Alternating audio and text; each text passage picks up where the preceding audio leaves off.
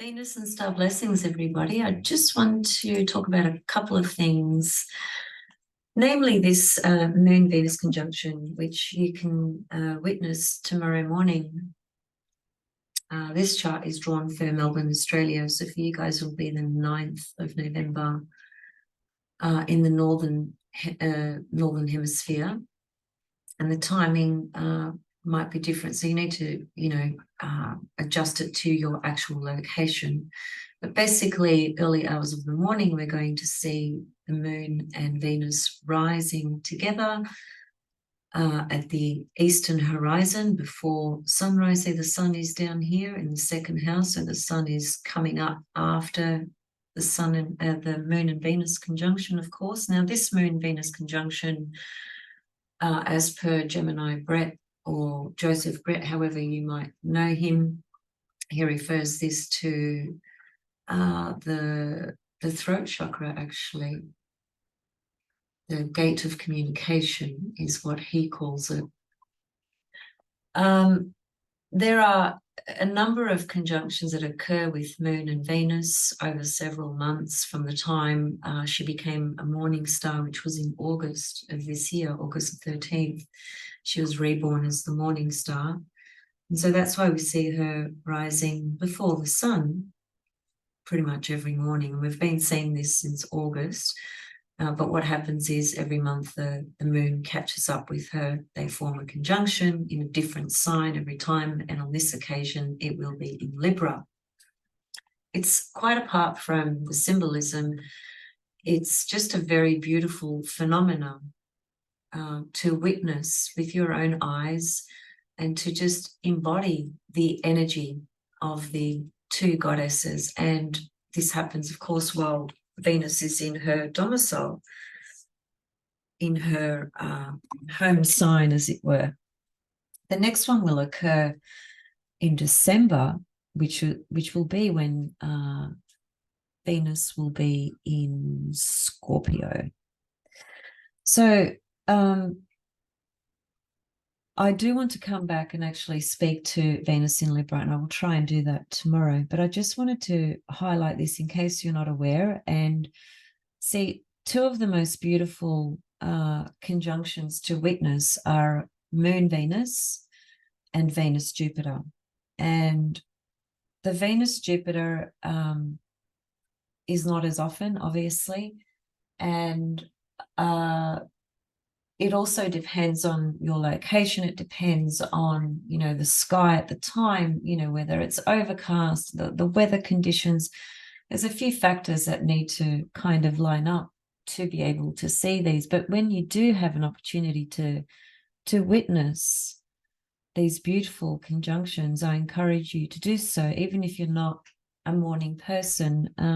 Set your alarm, wake up, and just experience, embody that energy, by witnessing it with your physical eyes. There's something very, well, it's a spiritual experience, for lack of a better word. It really is a spiritual experience and phenomena. And there's, it's a personal embodiment and process, that you will have when you witness that. Everyone's going to have a different experience with it. And then obviously take note of where your Libran house is, because that's where Venus will be moving through till around about the 5th of December. But as I said, I'll come back and speak to Venus in Libra perhaps tomorrow. And as I said, Gemini Brett calls this well, actually, it's for him, it's actually the position of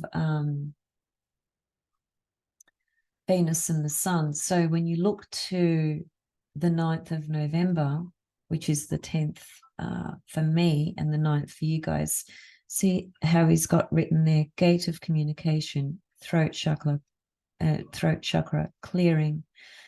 And there's Venus at 1 Libra and the sun at 16 Scorpio. So he's combining the relationship between those, right? But it just so happens that this is the time where Moon and Venus come together as well. And 5th of December, let me just say something here very quickly.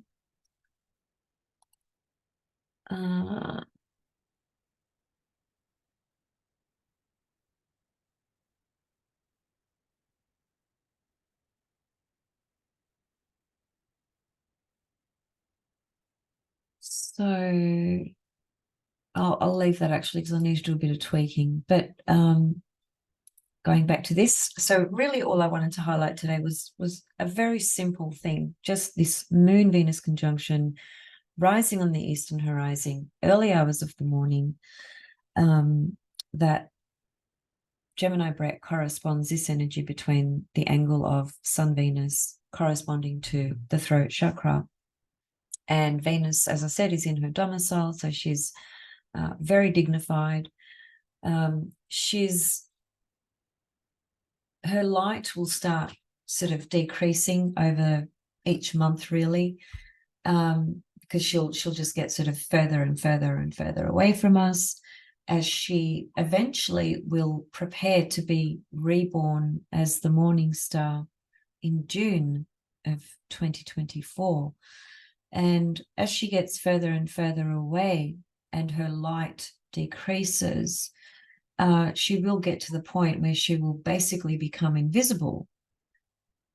And that invisibility actually occurs, I'll show you because I found it on Ruman's program. His program is the only one that actually calculates this 100% correctly. Now, if you see this date here, May the 14th, 2024. Now, here's the symbol for Venus. Let me just annotate. Just to highlight in case you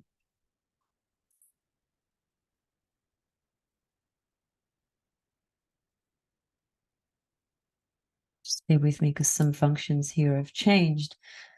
So there is Venus, and the fact that she is grey and has an X is indicative that she is invisible. Now, Jupiter's invisible at this point as well, but we're not talking about Jupiter for the purposes of today. So if I just take it back one day, 13th of May, see that she's blue. Normally she's always blue in this program. And again, if I go forward one day, which is the 14th of May, that's when she becomes invisible. That's a very, very significant time in the journey of Venus, but we'll talk about that next year. However, this is just to demonstrate to you that whilst we are looking at Venus as a morning star from the 13th of August, where she became visible several days later, in Melbourne, she actually didn't even go invisible during that time. So it is based on latitude relative to her invisibility and visibility. And there's tremendous meaning to a planet being invisible or visible, as I just spoke about yesterday with the new moon in Scorpio, and Mars being the ruler of the new moon in Scorpio being invisible whilst this new moon occurs. There's a lot to these teachings of invisibility and visibility, which is based on the astronomy of things, but it has tremendous significance and symbolism spiritually, and also what it means for the matters on the earth relative to that particular planet and its archetypal energy. So going back to the solar fire chart, there's the Moon-Venus conjunction in Libra. I encourage you to witness that, to observe it, and think about it from the point of view of Venus as a morning star has been a process that it has meant a lot of things. And I've done about 3 or 4 videos on this. So if you haven't heard me speak about it, or you don't know what it means to work with the Venus morning star, I encourage you to watch those videos. They're on my channel. If you just, you know, Google Venus morning star, you'll find them straight away. So I don't want to go into the whole meaning and interpretation of Venus morning star again, but just from the point of view of where Venus is in the sky at the moment and how she will, you know, gradually move further and further away from us. It's part and parcel of this process of what we are doing with the energy of the Venus morning star. And it also started a new 8-year cycle relative to the Leo morning star in our chart, which for many people, that will be their Virgo star point, unless you were born post 1986, because before 1986, that Leo star point was a Virgo star point, right? So there's a few complex layers. And as I said, if you look at my videos, you'll get some clarification if you don't understand what I'm referring to at the moment. So, you know, Venus, as a morning star, she's a warrior goddess. You know, she's the goddess that corresponds to earthly matters. So what is our mission, you know, while Venus is in her morning star phase? Our mission corresponds to, well, first of all, are we a morning or evening star at birth? Where is the Leo morning star? Where did that take place in your chart? And just basically observing her energy as she continues to ultimately decrease in light, which is what will happen, right? As I said, as I just showed you, she disappears in May the 14th is when she actually disappears. And that's, again, that's a very significant omen. But anyway, at this point in time, she's very visible still. And tomorrow morning, you'll see her making this conjunction to the moon. Now, the moon it literally is our physical body. So it's like a container, you know, a conduit, a container for our physical body. And obviously corresponds to a number of different things astrologically. Even from a physical perspective, the moon regulates all our rhythms. Every single rhythm internally, when you're hungry, when you want to sleep, you know, all those things are regulated by the moon. The moon corresponds to our needs, you know, not only just our emotional needs, but our physical needs as well.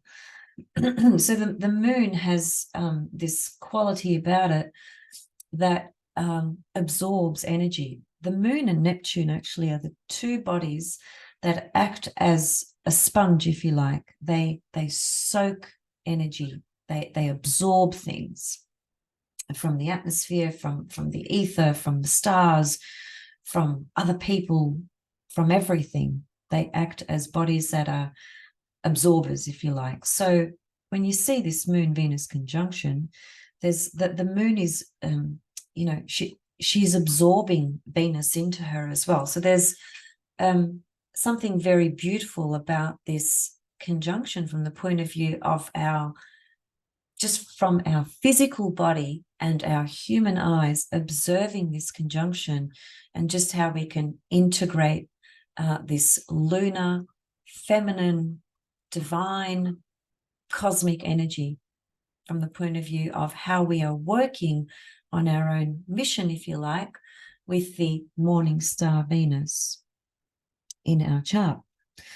So that's really what I wanted to highlight. And also, just before I go, the other thing that I wanted to quickly mention, I've made lots of references about Mercury-Neptune aspects seem to show up in just about every politician's chart. Also yesterday, because I made a comment about Libra not being necessarily the peacemaker all the time and can often be associated to conflict, and somebody mentioned in my Scorpio New Moon video, yes, Margaret Thatcher, for instance, who was known as the Iron Lady. She's there, Libran, but she's a Sun Mars in Libra, right? And she was called the Iron Lady. what rules iron? It's actually Mars, which is quite funny. Vladimir Putin, Libra.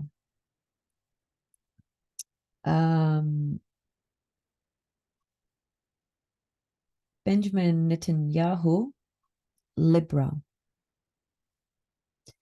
There are several others as well, but I just quickly grabbed a few. The other thing that I want to show you is what all these people have in common. So Vladimir Putin, Neptune conjunct Mercury, right? So there's that signature that I've been talking about for a very long time. I'd love to write a little book calling it the Mercury-Neptune aspects, a prerequisite to becoming a politician, aka a bullshit artist. There's Benjamin, Mercury, Neptune conjunction. Xi Jinping from China, Mercury square Neptune. Anthony Fauci, not a politician, but certainly one of the biggest liars on the planet. Deceived everybody into taking some poison. Mercury square Neptune. Anthony Albanese, who's the current Australian Prime Minister, Mercury square Neptune. Now, is this a coincidence that all these people, and there are many others, who have a Mercury-Neptune aspect in their chart? It's usually a hard aspect, but it can be a soft aspect as well. So I just wanted to show you guys that, because that's not a coincidence. It just seems to be the way, because it seems to be that if you're a politician, you, unfortunately, for the most part, most of them tend to be deceptive, liars, concealing the truth, creating stories, narratives that are false, manipulating the collective or the population that they are ruling over, and so forth, right? It's disappointing, but it is a reality. And that's just it's so obvious. Look at how much it's shown up here just in a few chart examples. So anyway, that being said, more importantly, because regardless of these souls playing these roles in these in this lifetime, and yes, they do impact our reality to a large extent. Sometimes we don't have to be we don't have to be a part of it. We don't have to allow it to really influence and impact our our soul's mission and what we are here to do. And we are, I think, in a better position when we are aligned with our soul's mission, Pluto, understanding what our soul has set in motion to evolve through, and taking advantage of these beautiful portals as they line up, Moon Venus or Jupiter Venus, and integrating and embodying the journey of, in this case, Venus morning star, and also in Libra, which is her domicile position. So those are just some of the thoughts and comments that I wanted to share with you guys today. And I will try and come back tomorrow and speak to Venus in Libra, which, as I said, will be there until around about the 5th of December. So sending you all much love from Venus and Luna. And I hope you get to observe her rising, or both of them rising on the eastern horizon tomorrow morning, and just take a moment to breathe that in. It's, as I said, it's a personal experience, but if you can tune into the energy and do a little meditation, or just sit with it, just observe it and watch it and just sit with it. I was listening to a meditation yesterday, and the lady was saying stillness and movement coexist together. So even though there is a lot of chaos going on in the world, we can actually still have experience of stillness, and things still move because everything is energy, nothing is static, and everything continues to move. Thus, the creation of what we see going on in the world. But in amongst the chaos, we can actually experience stillness as well. And that's just a practice, basically. And when you have this gorgeous conjunction in these early hours of the morning, where it is quite still in those hours of the morning, the best time is 3 a.m. to meditate, actually. That's the most still hour, the most still point of the early hours of the morning. But this is still quite early. So, just seize the moment and enjoy. See you guys soon.